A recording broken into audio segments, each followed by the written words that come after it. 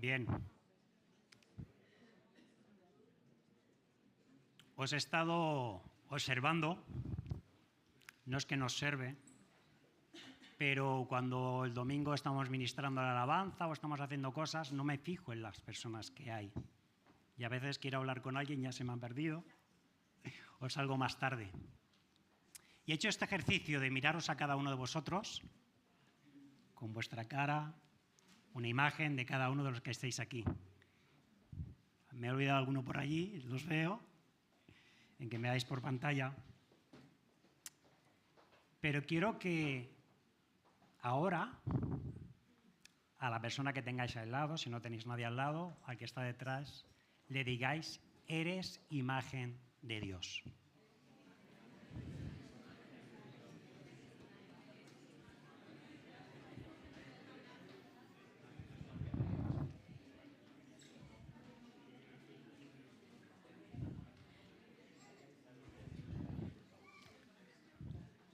¿Por qué he empezado con esto? Porque es importante que nos quedemos con la imagen que tenemos a nuestro alrededor. Hay un dicho popular o un refrán que dice, más vale una imagen o una imagen vale más que... ¿Qué? Que 1000 palabras. A veces una imagen dice mucho más que lo que podamos decir verbalmente. Y a veces una imagen puede ser más impactante y fácil de entender por mucho que expliquemos. Cada uno tiene una interpretación y la manera de ver las cosas. Y este refrán me gusta porque se utiliza muy bien para poder comunicar. Sobre todo en imágenes que pueden transmitir emociones, un mensaje, una situación. Y me sigue encantando esta frase porque a día de hoy estamos rodeados de imágenes, de gestos, igual que hoy que os estoy viendo aquí, en las redes sociales, la fotografía, el cine, el arte. Y hay algo que leí que me gustó, que el ojo no solamente captura imágenes, sino que hace un escaneamiento de todo lo que vemos. Y me llamó la atención porque en nuestros ojos se dice que se mueven 200.000 movimientos al día. ¡Guau! Vaya ejercicio que hacen nuestros ojos. Aquellos que tenemos la capacidad de ver con mayor o menor capacidad. Es un privilegio que tenemos, ¿no? De poder ver, de poder interpretar y cómo trabajan nuestros ojos. Desde que nos levantamos hasta que nos acostamos. Y no os habéis dado cuenta que cuando dormimos incluso los ojos están en movimiento porque está trabajando nuestra mente. Intenta descansar. Bueno, yo como ya sabéis que descanso poco por mi trabajo de noche y a veces lo noto. Os quiero enseñar una imagen de un paisaje. ¿Qué sentís cuando veis un paisaje? Tranquilidad, paz, relajación, ¿qué más?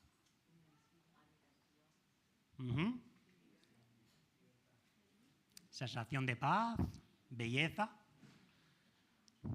Yo he estado esta semana con mi familia en un camping cerca de Aragón, en la Vía Verde. Me gusta ir con bicicleta. Y he estado bañándome en ríos, en pozas, a pesar de la calor que todos hemos tenido, en mayor o menor medida, y he disfrutado de la naturaleza y de la creación de Dios. Y me hace sentir emociones y situaciones que me hacen pensar, ¿no? Y está.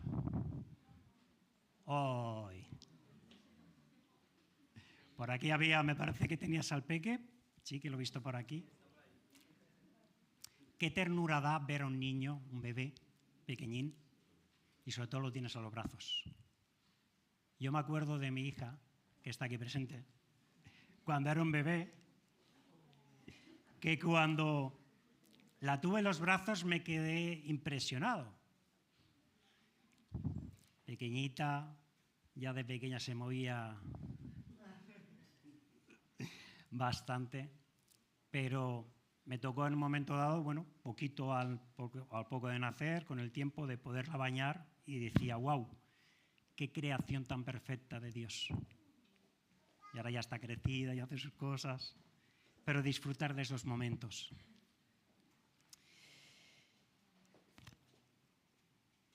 Protección, cariño, ternura. Y os quiero enseñar otro también. Es un hermano en la fe. Nació sin brazos y sin piernas. Tuve que luchar mucho con Dios, porque no comprendía cómo Dios había permitido que él pudiera nacer sin brazos y sin piernas. Pero Dios tenía un propósito con él. Incluso él quiso suicidarse.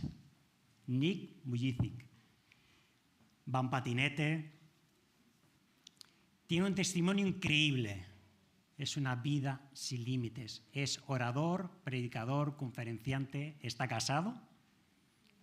Tiene un pequeño, su mujer. Y es un mensaje de superación. A veces nos podemos quedar con una imagen, pero no solamente esa imagen, sino lo que hay dentro de esa persona.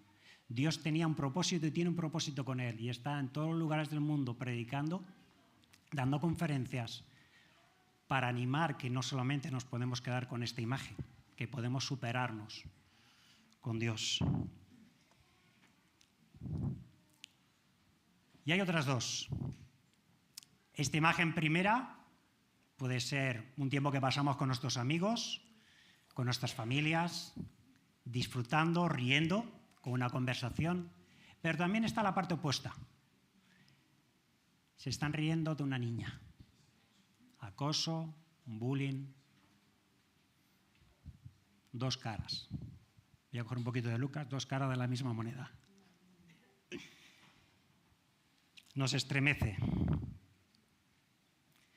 Nos hace sonreír, pero también pensar qué mal lo está pasando esta chica y qué podemos pensar. Os quiero llevar hoy a... Hace tiempo creo que no hablamos de las parábolas de Jesús. Os quiero llevar a una parábola, y una parábola es una narración de un hecho ficticio que sirve para explicar una enseñanza moral mediante una comparación. Y es una figura literaria que sirve para ejemplificar un comportamiento o un aprendizaje y hacerlo más comprensible. Y en el contexto judío ya era utilizado. Se les llamaba los masal, y este era un género utilizado por los escribas y fariseos, que lo podían encontrar en el Antiguo Testamento, en el Talmud y en los libros apócrifos. Pero aquí Jesús, en la parábola que vamos a leer, la utiliza de una forma realista y nos muestra dos personas, dos imágenes y cómo se relacionan con Dios. Y esta parábola se encuentra en el Evangelio de Lucas, en el capítulo 18, del 9 al 14. Ok. Vamos a leerlo. Esta parábola se le llama la del fariseo y el publicano o recaudador de impuestos. Posiblemente la hayáis leído varias veces, pero quiero centrarme en lo que Jesús nos quiere decir en esta mañana. Dice así el versículo 9. A unos que confiaban en sí mismos como justos y menospreciaban a los otros, dijo también esta parábola. Vaya presentación, ¿verdad? Dos hombres, empieza Jesús a explicar, dos hombres subieron al templo a orar, uno era fariseo y el otro publicano. El fariseo, puesto en pie, oraba consigo mismo de esta manera: Dios, te doy gracias porque no soy como los otros hombres, ladrones, injustos, adúlteros, ni aun como este publicano. Carta de presentación. Ayuno 2 veces a la semana, diezmo de todo lo que gano. Y aquí encontramos al publicano.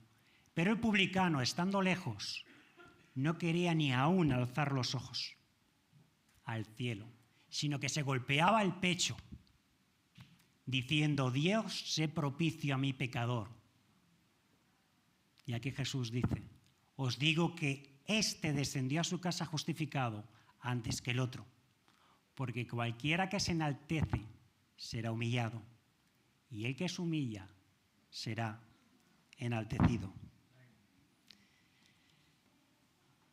Jesús había estado también hablando de otras parábolas anteriormente, a la parábola de la viuda, del juez injusto, y haciendo mención de cómo la fe nos debe llevar a tener constancia y perseverancia. Y de ello podemos ver en el versículo 9 a quién va dirigido esta parábola. A los oyentes. Nos dice a personas, y en este caso a los fariseos. Eran, por decirlo de algún modo, la rama más prestigiosa del judaísmo. No eran figuras políticas, pero sí que eran influyentes en el contexto que estaban. Se encontraban ellos, los fariseos escribas, miraban el punto y la coma de la ley, que en aquel momento pues se leía. ¿Os acordáis de algún fariseo? ¿El apóstol Pablo? ¿Alguien más? Nicodemo. De Pablo se decía que era fariseo de fariseos. En este caso Jesús los quiere confrontar y se refiere a ello como personas orgullosas por menospreciar a aquellos que estaban en una situación, según ellos, de pecadores y sin valor. Y Jesús les empieza a contar esta parábola. Y utiliza esta parábola para llegar muy directamente al corazón y a la mente de ellos y también de nosotros, para que rompiera con tabús e ideas preconcebidas. Y Jesús, como hemos leído, empieza aquí con dos personajes y una historia que se reconoce muy bien. Y sobre todo con la imagen del templo. Era muy típico que Jesús fuera a disertar, fuera a hablar, fuera a explicar, pudiera leer también, ya que era maestro. Y vemos aquí la imagen del templo y abajo podemos ver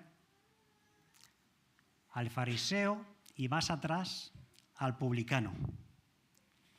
Y yo no sé si os imagináis esta escena, pero me llama mucho la atención porque los dos subieron a orar a la misma hora. Y es normal que el templo estuviera abierto todos los días para que las personas pudieran encomendarse a Dios a cualquier hora del día. Pero había dos horas especiales. Una hora era la tercia. ¿Sabéis sobre qué hora era? ¿No? Sobre las 9 de la mañana. Tempranito, por decirlo de una manera. Y también estaba la hora nona. ¿Sabéis qué hora es? Tampoco, sobre las 3 de la tarde. Gracias, pastor. Como aquí cuando hacemos los cultos, una a las 10 y otra a las 12. Los que queréis madrugar y los que no queréis madrugar tanto. En Hechos capítulo 2, versículo 15 y capítulo 3, versículo 1 lo podemos encontrar. Pero normalmente estas oraciones se hacían de pie en el templo. Vaya, que no pasaba desapercibido. Y en este caso visible. Nos dice en el versículo 11 que el fariseo hace una oración de acción de gracias y no de petición. Pero en esta oración aprovecha para compararse con los que lo rodeaban. Y en este caso con el publicano que estaba más atrás y seguramente lo haya visto. Él se justifica ya que, según parecía, se demostraba que era una persona ejemplar. No le faltaban elogios, ya él mismo se lo dice. Yo podría decir que alardeaba de profunda religiosidad, de creencia, pero también de orgullo. Presume de formación. Se vanagloria de no tratar con los pecadores y todo se hace patente delante de los que escuchaban el desprecio y el tono despectivo hacia el publicano.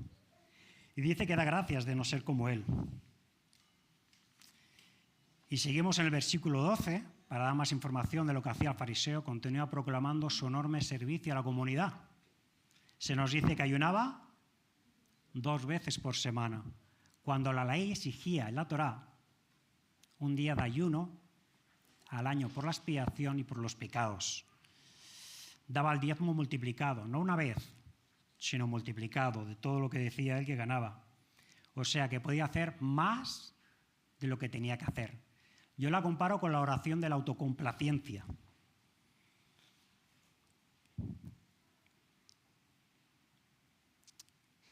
Y yo me pregunto, ¿qué lugar ocupaba Dios en su vida? La imagen del fariseo parado en pie delante del templo para que todo el mundo lo viera me llama la atención porque Jesús no se queda atrás. Y en el Evangelio de Mateo, en el capítulo 23, si lo podéis leer entero, habla de estos escribas y fariseos y dice palabras muy fuertes. En el versículo 15 dice: «Ay de vosotros, escribas y fariseos», y les dice: «hipócritas, ¿por qué recorréis el mar y tierra para hacer un prosélito?», que era un gentil convertido al judaísmo. «Y una vez hecho, le hacéis 2 veces más hijo del infierno que vosotros». El fariseo quiso demostrar lo santo que era, demostrando cosas externas, y creo que había hipocresía en su corazón, no había bondad en su corazón. Y la gente podría pensar que exteriormente era una persona preparada, que decía, pero como dice también en Santiago capítulo 4, versículo 6, Dios resiste a los soberbios, pero da gracia a los humildes. Y como he dicho, vaya carta de presentación. Si presentaran este currículum vitae en los trabajos, no sé qué pensaría. Pero me quiero encontrar con la segunda persona, la segunda imagen, que es el publicano. El versículo 13 dice que él recibe las críticas del fariseo y también de una gran mayoría de la población. Leí algo que se les decía a los publicanos y dice así: se le decía un bueno para nada, interesado, aprovechado, tramposo, colaborador romano. Vaya carta de presentación también. Qué título, ¿verdad?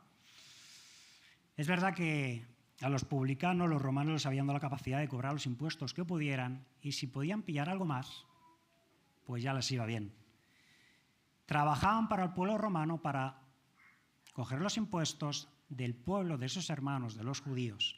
Posiblemente, y lo sabemos, no tenían muy buena fama. Sí, era una profesión sin paro, pero no tenían muy buena fama. Posiblemente eran los apartados de la sociedad, se quedaban posiblemente sin familia y amigos, o simplemente los perdían.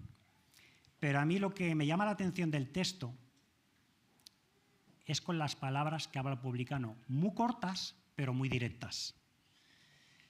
Y creo que no le quedaría muchas ganas de hablar por lo que el fariseo decía de él. Tener por cuenta que estaba detrás. La vergüenza le superaba. Siente el desprecio, vergüenza, culpabilidad, porque él sabía lo que estaba haciendo, el trabajo que estaba haciendo, su pecado. Pero su oración nota un verdadero arrepentimiento en su corazón. Hay humildad. Solo podía manifestar dolor y expresarlo. Y hay un salmo, el Salmo 51,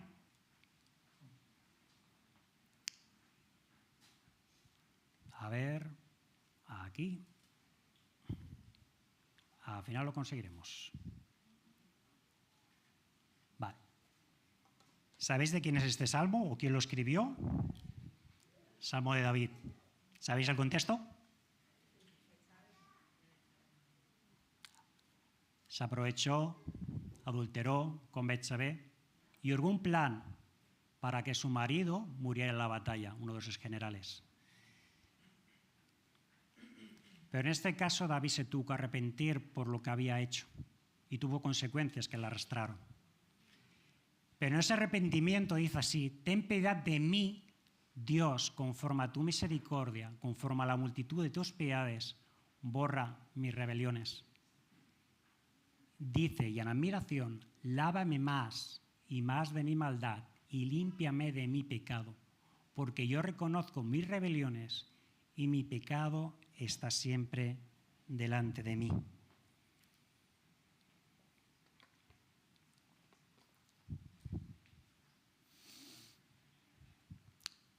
El arrepentimiento hace tener una perspectiva de esperanza, perdón y transformación. Os lo vuelvo a leer. El arrepentimiento hace tener una perspectiva de esperanza, perdón y transformación. La oración de publicano, como hemos leído, fue muy diferente. Él sabía cuál era su situación y era consciente. pero su actitud hace que pida misericordia de Dios. Su humildad le llevó a una oración de súplica y de demanda de perdón. El fariseo canta sus glorias, como hemos visto, 2 vidas, 2 imágenes. Uno se declara justo, el otro pecador.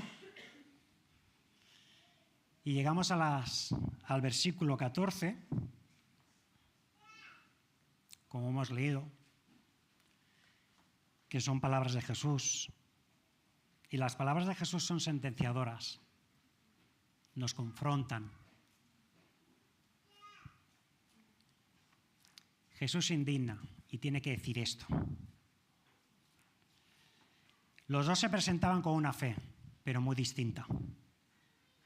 Cada uno pensando en su justificación, y la fe del fariseo podía aparentar coherencia, una imagen que podía ver la gente, pero solamente podían ver una versión distorsionada de la realidad, porque solamente veían el exterior. Pero Dios ve el corazón, tuyo y mío.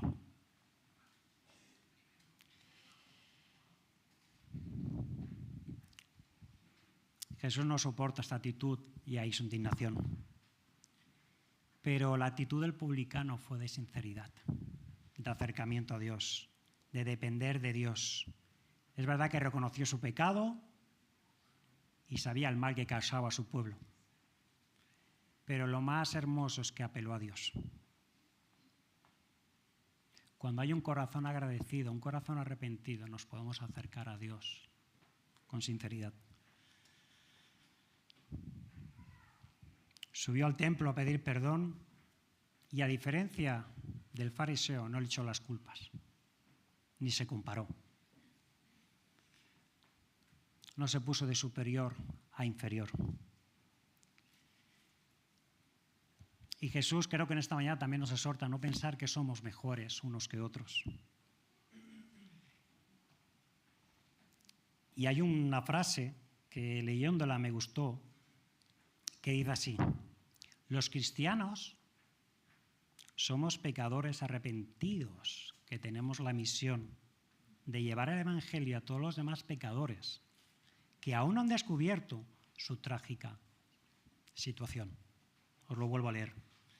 Los cristianos somos pecadores arrepentidos que tenemos la misión de llevar el Evangelio a todos los demás pecadores que no han descubierto su trágica situación. Es verdad que somos salvos por la gracia de Dios, por la muerte y resurrección de Cristo, y que gracias a Él podemos tener esa salvación y esa vida eterna. Y creo que Jesús nos invita a tener una imagen clara y honesta. Os voy a enseñar un póster que hace años que tengo en el despacho, de un predicador joven que vino a mi iglesia hace unos 20 años y empezó a hablar del Jesús sonriente, del Jesús alegre. Yo no había visto esa imagen y os lo voy a enseñar, si no, ¿para qué lo digo? Me llamó la atención porque todos tenemos imágenes y nos imaginamos a Jesús, judío, barba, moreno. Y esta imagen la pintó un chico en Canadá, creyente, y hablaba del Jesús crucificado en la cruz, sufriendo, pero también de aquellos momentos que Jesús tenía con sus discípulos, con el pueblo, de alegría, de gozo. Pero quiero que te fijes en esta imagen y que la lleves a tu corazón. Jesús hoy te está viendo aquí. Y no mira tu apariencia, mira tu corazón. Igual la habéis visto. ¿Os suena? ¿No? Si vais a las redes lo encontraréis. ¿Sí? ¿La conoce nuestro pastor? No sé si os la imagináis de esta manera o qué imagen tenéis de Jesús. Jesús riendo, gozándose. ¿Verdad que nos gusta reír? ¿Sí? Es sano, ¿eh? No dejéis de reír, de estar alegres. Y como creyentes creo que lo tenemos que hacer. Recuerda que Dios se fija en el corazón y no en las apariencias. Y quiero preguntarte en esta mañana, y también me lo pregunto a mí mismo, ¿qué imagen estás dando? ¿Qué imagen reflejas? Pensad. ¿Qué imagen deseas dar?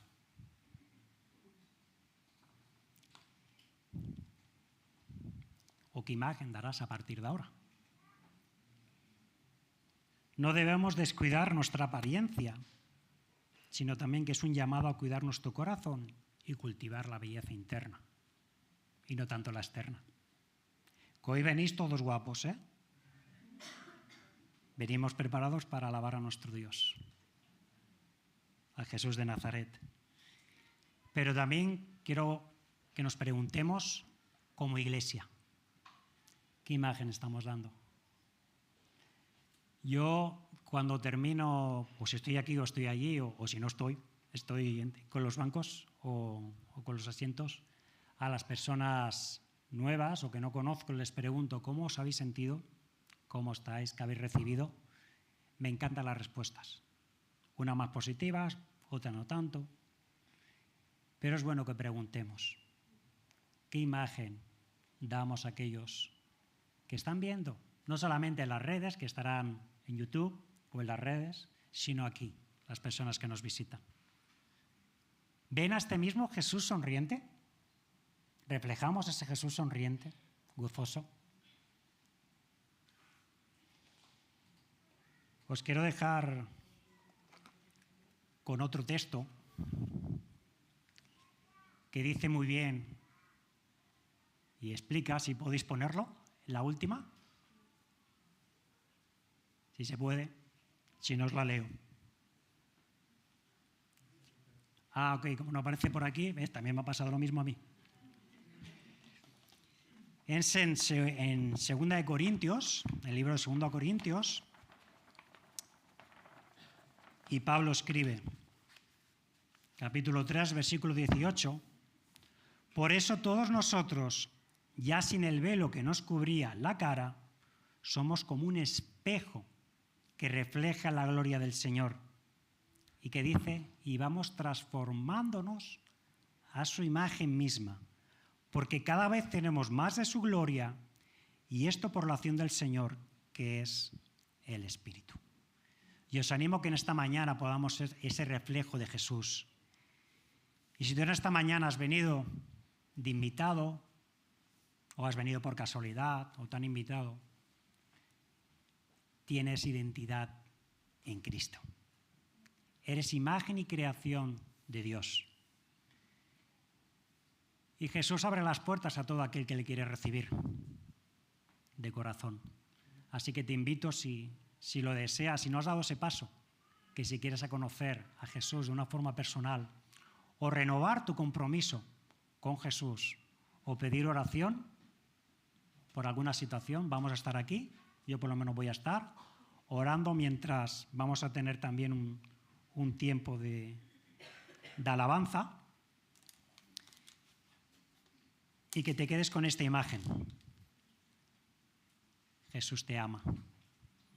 Eres importante para Dios. No estás aquí por casualidad. ¿Amén? Amén.